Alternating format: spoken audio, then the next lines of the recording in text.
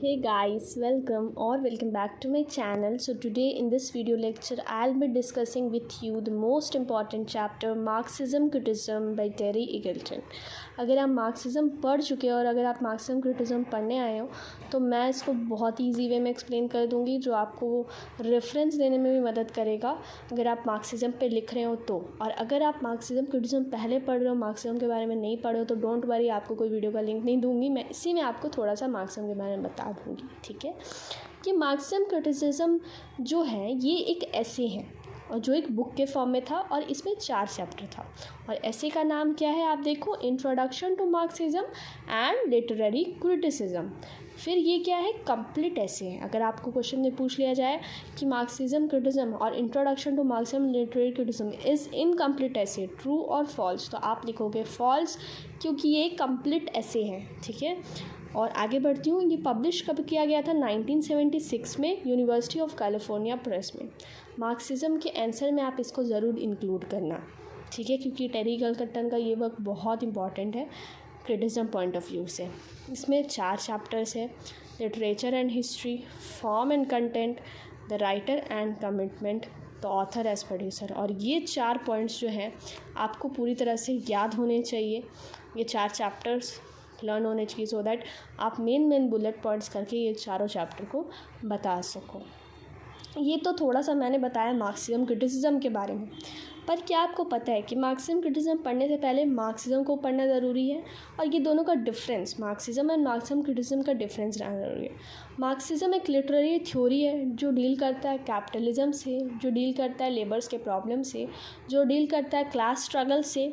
मतलब कि कोई इंसान अगर मार्क्सिस्ट है या मार्क्सिस्ट व्यू पॉइंट से कोई वर्क को इंटरप्रेट करेगा तो वो उसमें अपर क्लास की प्रॉब्लम्स, लोअर क्लास की प्रॉब्लम्स, और सरप्लस कैसे लेबर्स को नहीं दिया जाता था, एक्सप्लॉयटेशंस, और कैपिटलिज़म, सोशलिज़म, कम्युनिज़म, ये सब पे डील करेगा। ठीक है, और अगर मैं बात करूँ मार्क्सिज्म क्रिटिसिज्म का, तो ये एक ऐसे हैं जो कि डील करेगा आपके मेजरली एक वर्क है जिससे हम पढ़ते हैं, कोई भी वर्क है इंटरप्रेट करते हैं, तो उसमें अगर मार्क्सिज्म क्रिटिसिज्म के ऐसे के हिसाब से देखें तो मार्क्सिज्म क्रिटिसिज्म ये बताएगा कि कैसे एक वर्क को हम पढ़ें, तो उसमें ऑथर के बारे में जाने, ऑथर की कंडीशन के बारे में जाने, सिर्फ ऑथर की कंडीशन के बारे में नहीं, फॉर्म और स्टाइल के बारे में जाने, बैकग्राउंड के बारे में जाने, मतलब एक वर्क के बारे में मैक्सिमम चीज़ें जान लें, तो वो है मार्क्सिज्म क्रिटिसिज्म। ठीक है, अब आगे बढ़ते हैं और पढ़ते हैं literary and theory, literature and theory, really sorry. अब ये चैप्टर 1 का है और इसे मैं समझाऊंगी बहुत ही सिंपल वे में, तो चलिए शुरू करते हैं। अब जो लिटरेचर एंड हिस्ट्री है, इसमें सबसे पहले चैप्टर 1 में सबसे पहले उन्हें मार्क्स एंड ईगल्स के बारे में बताया। मार्क्स एंड ईगल्स कौन थे, Karl Marx and Friedrich Engels. अब इनके बारे में उन्होंने ये बताया कि ये दोनों जो है, ये जो है बहुत ही अच्छे बड़े क्रिटिक्स हैं, और ये जब अपने, मतलब स्पेशली कार्ल मार्क्स जब अपने यंग एजेस में थे तो वो एक बहुत ही इमोशनल पोएम, लिरिकल पोएम्स और इस टाइप के पोएम्स लिखते थे। पर वो फॉलो किसको करते थे, आपको पता होना चाहिए, वो फॉलो करते थे स्पेनिश नॉवेल्स, एस्थेटिक वर्क्स को। ठीक है, सोफोक्लिस के बहुत बड़े जो बोलते हैं ना इन्फ्लुएंस थे उनसे, सोफोक्लिस से, और उनको पढ़ने के बाद में इनके वर्क में एक छोटा सा चेंजेस आया कि पॉलिटिकल राइटर बन गए। एट अ सर्टेन एज ये एक political writer, famous political writer बने। और कार्ल मार्क्स और ईगल के बारे में इतना बताने के बाद में वो आगे बढ़ते हैं सोशियोलॉजी ऑफ लिटरेचर के बारे में बताने। सोशियोलॉजी ऑफ लिटरेचर बहुत ही इंपॉर्टेंट चैप्टर है, बहुत ही अच्छा चैप्टर है सोशियोलॉजी ऑफ लिटरेचर। चैप्टर नहीं है, इसके अंदर का टॉपिक है, सॉरी। अब सोशियोलॉजी ऑफ लिटरेचर क्या कहता है कि मैं एक पर्सन हूँ, ठीक है, I am a person and, ठीक है, मैं एक पर्सन हूँ, आई एम एन ऑथर। ये एक पर्सन है जो है publisher and this is author. मैंने एक क्या किया है, एक बुक को लिख दिया है और मुझे ये बुक इस तक पहुँचाना है। ठीक है, अब ये जो बीच का जो है ना, ये डील करता है सोशियोलॉजी ऑफ लिटरेचर। ये इससे डील करता है, ये बीच का चीज़ से, यहाँ से लेके यहाँ तक जो बुक जाता है, इस प्रोसेस को पूरा कौन डील करता है? Sociology of literature.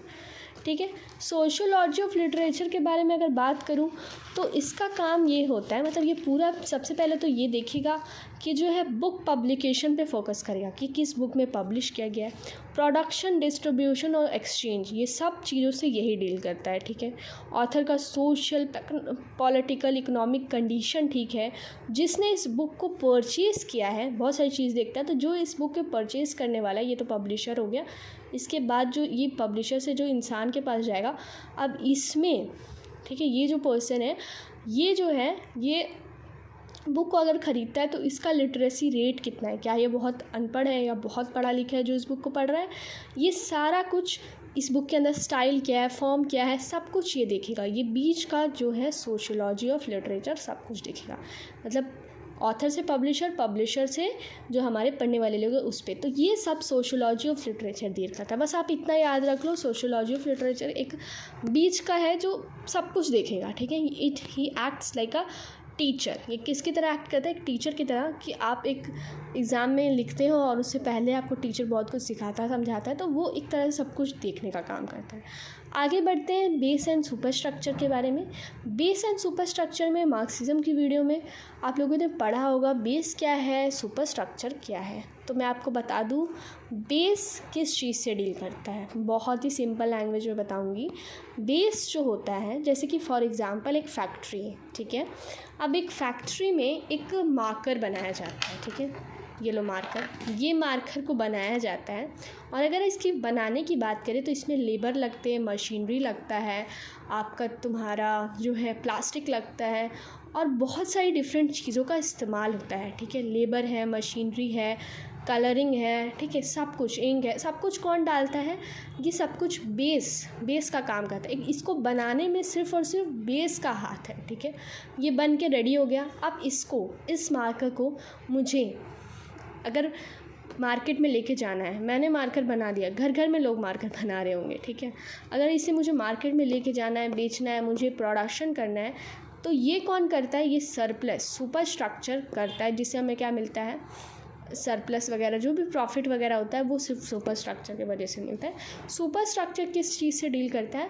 कि एक आर्ट, कल्चर, ठीक है, साइंस और एडवर्टाइजमेंट एंड एवरीथिंग, ठीक है, जो भी मतलब वो सामान से रिलेटेड नहीं है, उसके अबव जो टॉप जो है, जो हेल्प करता है, साइंस, टेक्नोलॉजी, ये सब टेक्नोलॉजी भी, जैसे सोशल मीडिया वगैरह, वो सब सुपर स्ट्रक्चर ऊपर की चीज़ें हो गई, न्यूज़, एवरीथिंग, कल्चरल, पॉलिटिकल, ये सब कुछ।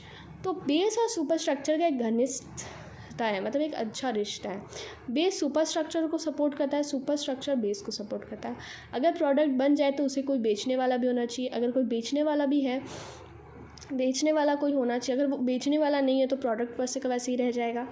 ठीक है, अगर कोई बेचने वाला है, प्रोडक्ट नहीं है, तो वो प्रोडक्ट बनेगा ही नहीं, तो बेचेगा कैसे, राइट। तो ये चीज़ दोनों का एक रिश्ता है। और ये भी बताया गया कि बेस और सुपर स्ट्रक्चर कभी एक दूसरे पे हावी नहीं होने चाहिए। अगर ऐसा होता है तो बहुत ज़्यादा प्रॉब्लम आ सकती है। प्रॉब्लम मीन्स कि तब जाके आपको समझ ही नहीं आएगा कि हम लोग क्या सल्यूशन निकालें, है ना। कोई भी, ये लोग दोनों एक दूसरे को अच्छे से सपोर्ट करता है।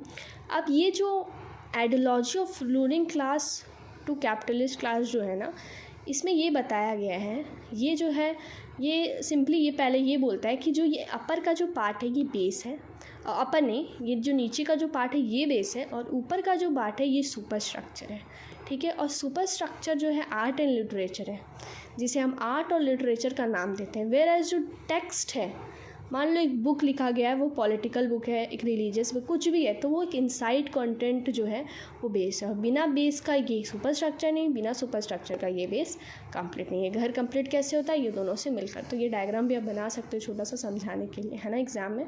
तो ये इस पर बात करता है। फिर आगे क्या बताया जाता है कि कैसे, वो एग्जाम्पल देते हैं यूलिसिस, किंग लियर, जोसेफ कॉन्ड्रा का, नॉस्ट्रोमो का। नॉस्ट्रोमो एक सीन है, नॉस्ट्रोमो जो एक वर्क है उनका, उसमें एक सीन है ना। वो सीन का पता क्या नाम है? उसका नाम है Placido Gulf seen by Marxist point of view. अब इस सीन में, नॉस्ट्रोमो का इस सीन में, वो बहुत कुछ समझाते हैं और बताते हैं। क्या समझाते हैं और क्या बताते हैं? बताते हैं कि कैसे जो इंटरनल पेसिमिज्म एंड होपलेसनेस देखने को इस सीन में हमें मिलता है। अब ये सारा एग्जाम्पल देने के बाद वो आगे बढ़ते हैं और वो relationship between base and super structure बताते हैं। बेस और सुपर स्ट्रक्चर का रिलेशनशिप क्या है? बहुत ही कॉम्प्लिकेटेड रिलेशनशिप है। क्यों कॉम्प्लिकेटेड रिलेशनशिप है? और दोनों एक दूसरे से बिल्कुल पूरी तरह से जो है नहीं है, मतलब दोनों का जो रिलेशनशिप है पूरी तरह से इक्वल जो है नहीं है। क्यों इक्वल नहीं है? क्योंकि अगर हम टी.एस. इलियट का एग्जांपल भी टेरी ईगल्टन दे रहे हैं, यहाँ मैं कुछ नहीं बता रही हूँ, ठीक है। सारे जो भी मैंने कॉन्सेप्ट समझाए वो सब टेरी ईगल्टन के ही है। टेरी ईगल्टन ने यूलिसिस का एग्जाम्पल दिया, टेरी ईगल्टन ने किंग लियर का एग्जाम्पल दिया, ठीक है। तो वो ये बताते हैं कि रिलेशनशिप जो है वो इक्वल नहीं, क्योंकि अगर हम टी.एस. इलियट का वेस्टलैंड को पढ़ते हैं, वो एक आर्ट है, एक लिटरेचर है, और उसका इनसाइड कंटेंट को पढ़ते हैं, जैसे कि टी.एस. इलियट ने वर्क को लिख दिया था द वेस्टलैंड को, कब लिखा था? वर्ल्ड वॉर के टाइम्स पे, ठीक है ना। और वर्ल्ड वॉर के बाद के कंडीशन और एवरीथिंग वो समझाते हैं। पर एक बात बताओ कि अगर हम वर्ल्ड वॉर के बारे में नहीं जानते हैं तो क्या हम ये टेक्स्ट को पढ़ के वर्ल्ड वॉर के बारे में जान सकेंगे? नहीं जान सकेंगे। हमको पहले वर्ल्ड वॉर के बारे में जानना होगा, फिर हम टेक्स्ट पे जा सकते हैं। तो एक ऐसा ही जो रिलेशनशिप है, जो नॉट सेमेंटिकल नेचर होता है, वैसा रिलेशनशिप हम लोग को देखने को मिलता है इसमें। आगे बढ़ते हैं और बताते हैं लिटरेचर एंड आइडियोलॉजी रिलेशनशिप के बारे में। पता है लिटरेचर और आइडियोलॉजी रिलेशनशिप क्या होता है? मतलब कि आपको मैं बताऊं कि पहले जो थे कैपिटलिस्ट जो थे, मतलब स्टिल नाउ इट हैपेंस, ठीक है, कि क्या होता है कि अगर कोई लेबर है, ठीक है, अगर कोई लेबर है और उस पर हम एक्सप्लॉइट कर रहे हैं, है ना, मैं बॉर्जुइस हूँ और मैं बहुत बड़ा कैपिटलिस्ट हूँ, और मैं जो है लेबर रख के मैं उसे एक्सप्लॉइट करती हूँ, किस तरीके से उसे कम पैसे दे के, कम वेजेस दे के, ज़्यादा काम करवा के, तो वो उन्हें क्या लगेगा कि वो मेरे साथ गलत हो रहा है। पर अगर यही काम 100 साल से चला आता है तो उनको ये आइडियोलॉजी उनके माइंड में डाल दिया जाता है कि ये जो हमारे साथ जो शोषण किया जा रहा है, जो एक्सप्लॉइट हमारे साथ किया जा रहा है, ये बिल्कुल सही है, क्योंकि ये सदियों से चला आ रहा है, हमें तो इतना ही पैसा मिलता है, कुछ तो गलत हो ही नहीं रहा है।